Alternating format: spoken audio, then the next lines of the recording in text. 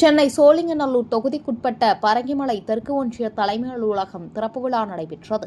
சென்னை புறநகர் மாவட்டம் பரங்கிமலை தெற்கு ஒன்றியம் தமிழக வெற்றிக் கழகம் சார்பாக நன்மங்கலம் ஊராட்சியில் தலைமை அலுவலகம், பரங்கிமலை தெற்கு ஒன்றிய கழக செயலாளர் கோவளம்பாக்கம் டாக்டர் சி. ஆனந்தன் ஏற்பாட்டில் தலைமை அலுவலகம் திறக்கப்பட்டது.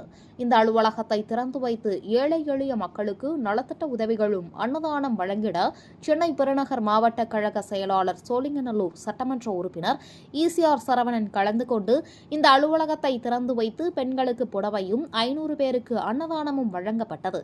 இந்த நிகழ்ச்சியில் பரங்கிமலை தெற்கு ஒன்றியம் சார்பாக கட்சி நிர்வாகிகள், கழக தோழர்கள் என பலரும் கலந்து கொண்டு நிகழ்ச்சியை சிறப்பித்தனர். மக்கள் மன்னனே, அன்பாலே அண்ணனே, விழாவி